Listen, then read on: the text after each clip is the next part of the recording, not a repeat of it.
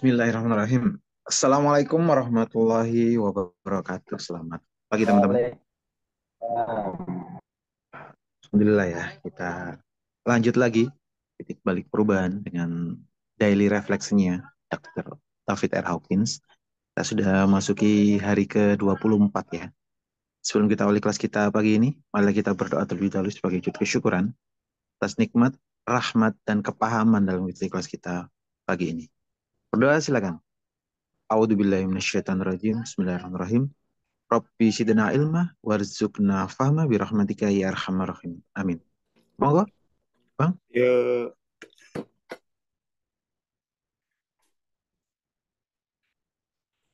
oke ya. Bismillahirrahmanirrahim. Assalamualaikum warahmatullahi wabarakatuh. Selamat pagi ya.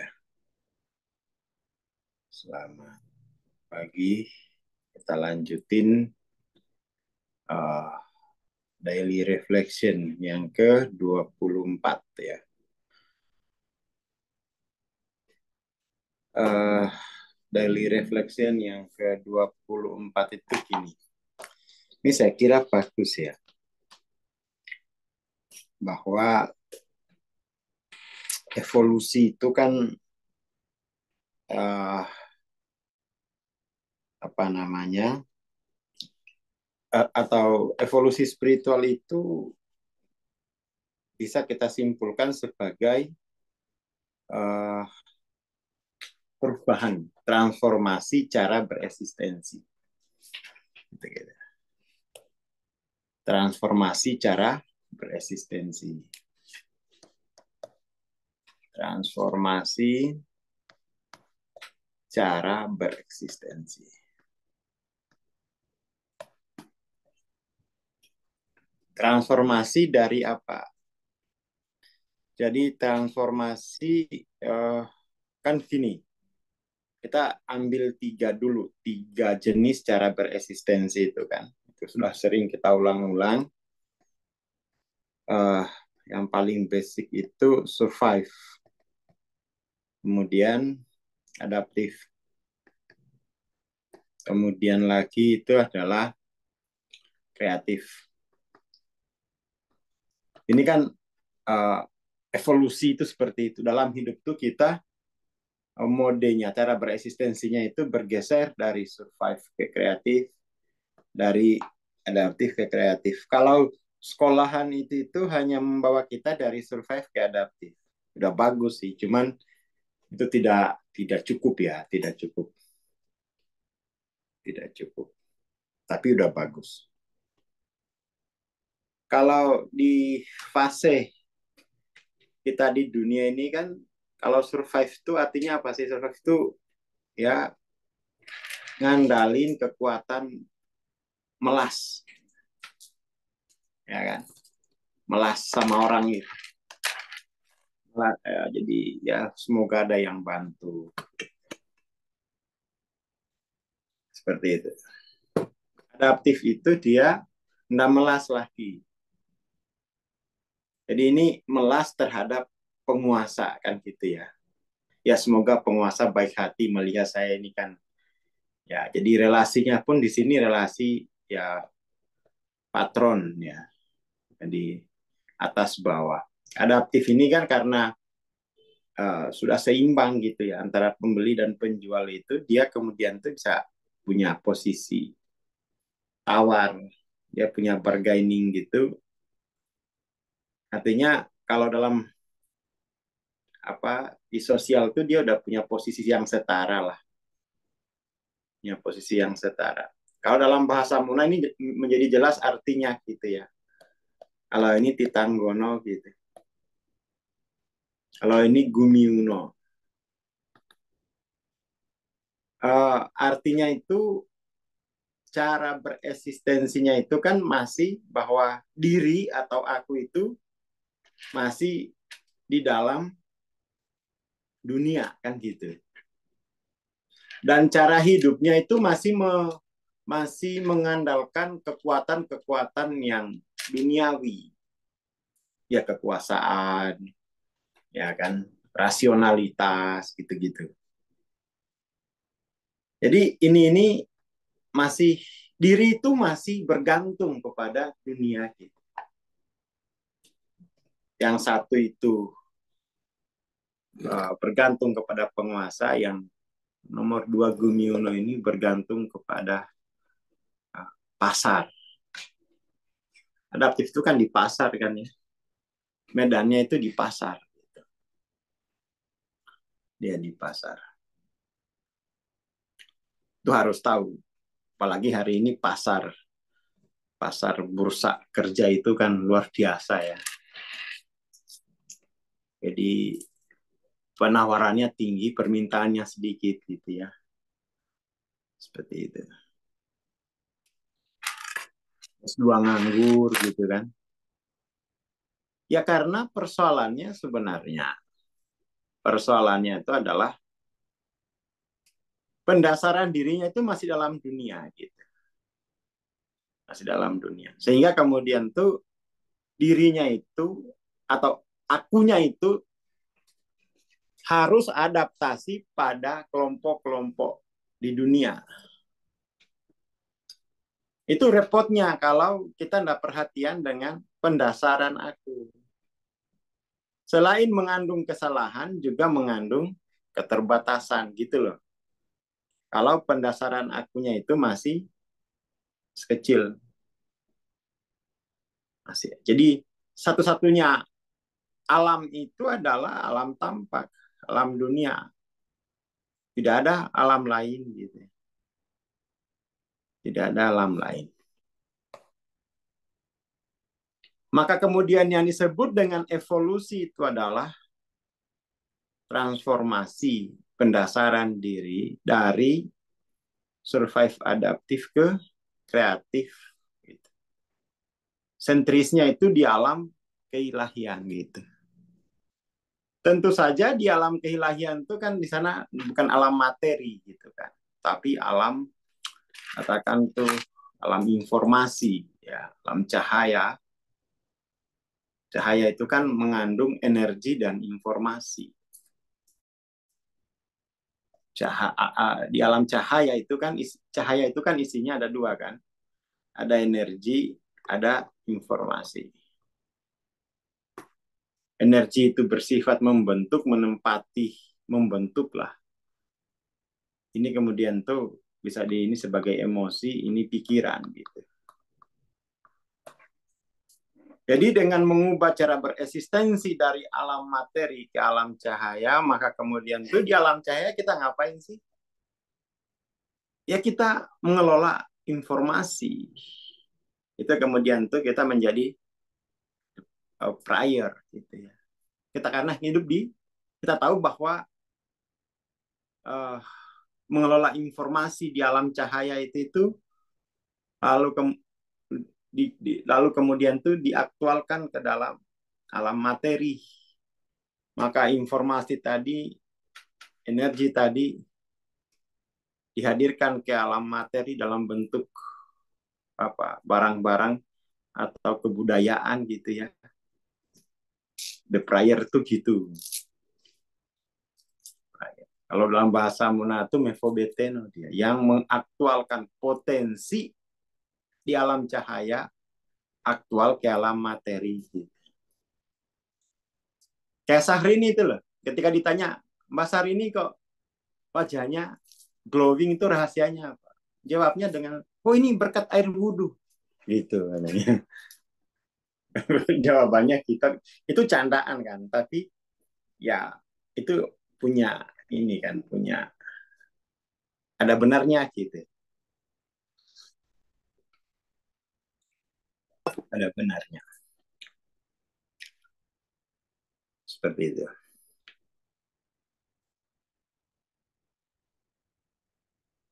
Ya, dia duduk di alam cahaya kan, dirinya itu di alam cahaya. Jadi ya dia tentu akan memanfaatkan potensi cahaya tadi untuk diaktualkan ke alam materi. Kan gitu. Jadi penyanyi ya tapi dia dirinya penyanyi dari alam cahaya, gitu kan? Seperti itu. Itu adalah transformasi cara bereksistensi. Transformasi cara bereksistensi. Ya, dan itu dipastikan gitu loh, dipastikan tuh proses shifting pendasaran akunya clear gitu. Dan paling enggak itu gini, kamu mestinya ya semua orang itu mestinya sudah mulai mengambil mengambil apa? Sudah mulai komitmen. Sudah mulai komitmen tuh untuk apa namanya? Oh, saya ternyata harus tahu pendasaran diri, pendasaran aku. Jadi sudah mulai tahu yang salah selama ini itu apa gitu. Apa yang salah? Apa yang salah sehingga saldoku katakan hanya 10 juta seumur hidup gitu kan. Apa yang salah sehingga keadaan keluargaku ini kayak kapal pecah? Apa yang salah sehingga keadaan negaraku ini kayak begini? Apa yang salah? Kok saya nggak pintar-pintar? Kita kan tesisnya bahwa yang salah itu pendasaran akumu kok. Kan gitu. Kita punya jawaban yang beda. Kalau mungkin orang politik yang salah itu undang-undangnya, yang salah itu masa lalunya. Kalau kita enggak. Kita yang salah pendasaran akunya. Ya kan? Ya udah kamu sudah diberitahu apa yang salah gitu. Kan menemukan yang salah itu kan sulit. Ya kan? Kita mampu menemukan yang salah itu karena hadirnya kebenaran sebenarnya. Karena ada rahmat Tuhan di situ. Sehingga kita mau, kita tahu, kita bisa menemukan apa yang salah. Apa yang harus dibuang. Kan gitu seni itu kan. Jadi sudah diberitahu ini. Berarti kan sebenarnya sudah ada anomali. Nah, bagaimana kemudian tuh kamu terlibat dalam proses untuk memperbaiki yang salah. Tahap-tahapnya kan, ya pertama tuh kamu harus ya, satu ya ikut belajar. Ikut belajar. Ikut belajarnya itu tahapannya banyak. Ya, dengar-dengar podcast kayak gini, ini kan hampir dibilang free. Ya. Kamu udah bayar apapun ke saya kecuali kuotamu. Gitu. Ikut-ikut podcast.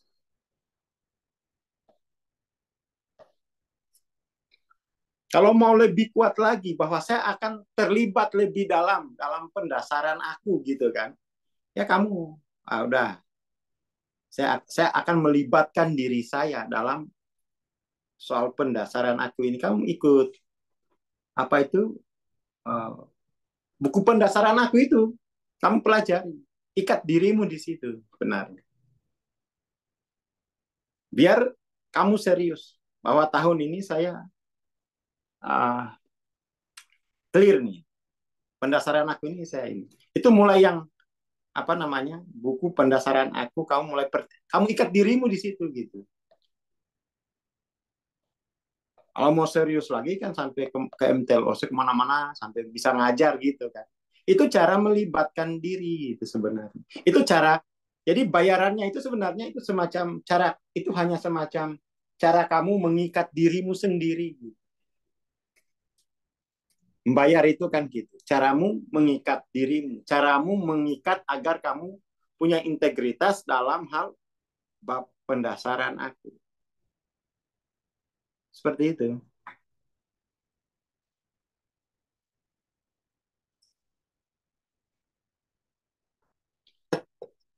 Seperti itu.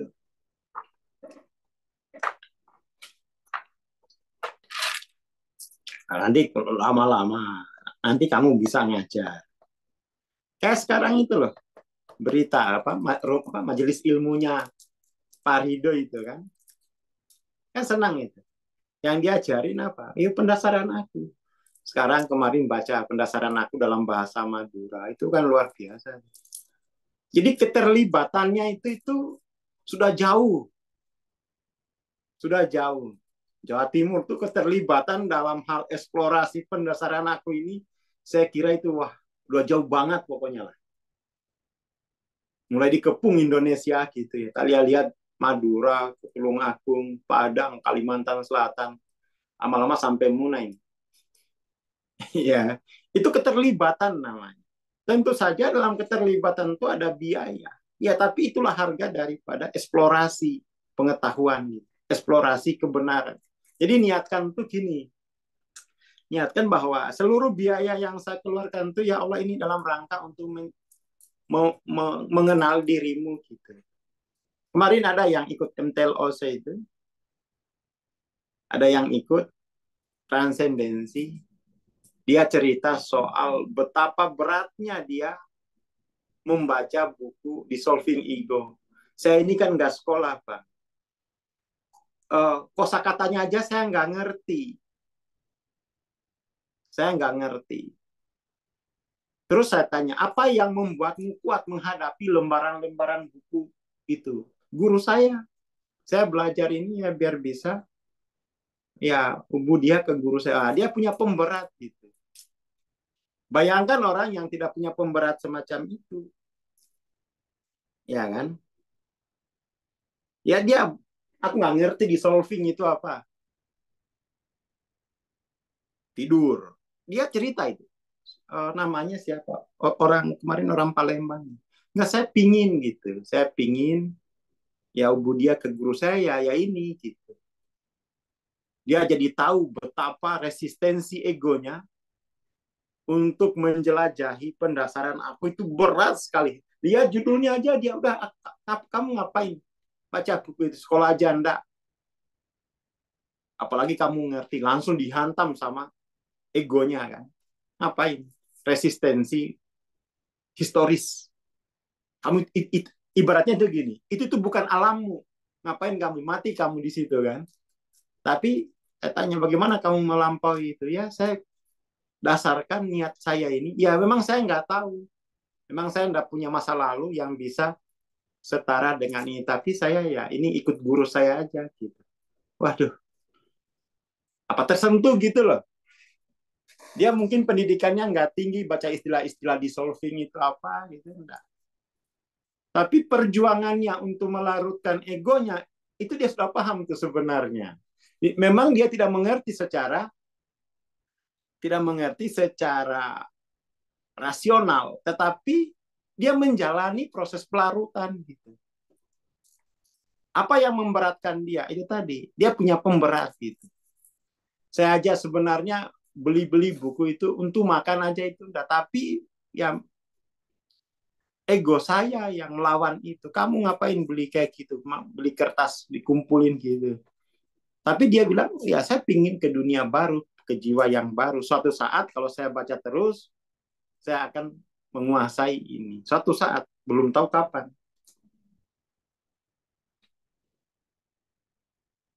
Seperti itu. Itu saya tersentuh dengan perjuangan dia. Aku nggak mengerti dissolving itu, dengar aja nggak. Saya orang kampung, saya nggak punya basic. Dia lebih senang dengar diceritain gini katanya daripada baca buku sendiri. Tapi saya harus baca katanya. Biar dirinya itu mampu mengidentifikasi apa sih yang tertulis ini. Itu kan perjuangan. Perjuangan. Sambil nangis ceritanya itu. Saya berjuang gitu. Orang lain bisa kok, hanya pada level tulisan aja jiwaku sudah menyerah. Bagaimana mau sampai ke level cahaya? Gitu. Mau nggak mau saya harus ya ikutin guru saya gitu. Itu kan luar biasa gitu. Dan dia berjuang untuk keluar dari pendasaran diri yang lama. Jadi pendasaran diri yang lama itu kamu nggak usah hidup di alam cahaya, dengkulmu itu kamu pertaruhkan gitu ya. dengkul. Dia nggak mau, saya mau ikut cara bereksistensi guru saya di alam cahaya. Wah, senang dengarnya itu. Senang dengar. Karena dia tidak tidak mau lagi bereksistensi di dunia karena ada cara bereksistensi di alam cahaya. Dan semangat orang-orang semacam itu harus diperbanyak gitu. Karena kita ini kan sudah terbiasa, sudah terkondisikan untuk selalu bereksistensi di alam dunia. Dia enggak. Saya kepingin ngirimin buku kalau apa sesi sekali lagi tak kirimin banyak lah. Ini yang kayak begitu yang perlu semangatnya. Mungkin dia tidak akan bisa, tapi dia bilang ya saya harus lewatin. Saya harus lewati. Bandingin dengan yang lemah, lemah untuk mentransformasi pendasaran dirinya. Dia setiap kelas katanya saya ikut semua, Bang. Saya hanya modal kuping. Saya nggak ngerti apa yang mereka bicarakan. Tapi saya tahu bahwa ini saya ikut guru saya. Oh, saya bilang ini nanti kalau kamu konsisten seperti itu, kamu paling cepat. Karena itu willingness-mu itu melampaui ketidaktahuan di alam bahasa, tapi kamu izinkan dirimu dipapar oleh siapapun dalam hal pendasaran aku. Ikut Zoom ini. Sehari bisa 4 kali katanya ikut Zoom itu. Belum baca buku, kalau habis masak itu baca buku dia. Tertawain orang, biarin. Ini saya berjuang untuk keluar dari kegelapan. Saya mau hidup di alam cahaya dengan guru saya. Itu motivasinya udahlah. Sarjana kalah itu. Sarjana kan pergi sekolah itu biar dapat pekerjaan kan. Kalau dia enggak, saya mau ikut guru saya. Resistensi di alam cahaya. Sudah punya guru kok nggak diikutin, katanya gitu. Nggak punya guru kok masih beresistensi di alam dunia gitu. Guru datang itu kan, menjemput kita gitu loh bahasanya itu. Terus kan dia mahasiswa non linier, mahasiswa non linier. Sarjana itu cuma menunda untuk menjadi pengangguran, oh gitu ya. Kok nyelekit mentai ya. Oke gitu ya pagi ini. Nah, terima kasih. Assalamualaikum warahmatullahi wabarakatuh. Waalaikumsalam warahmatullahi wabarakatuh. Terima kasih Bang Aswar. Terima kasih teman-teman. Untuk teman-teman area Surabaya dan sekitarnya, nanti jam 10 kita ada Rabuan ya. Ini di Karangrejo di daerah Wonokromo ya. Teman-teman wilayah Surabaya dan sekitarnya silakan merapat ya. Gratis, oke. Dan insya Allah nanti malam kita akan ada ini ya, praktek tapping untuk orang tua, anak, dan remaja ya. Terima kasih, kita bertemu nanti insya Allah. Assalamualaikum warahmatullahi wabarakatuh. Selamat pagi dan selamat beraktivitas.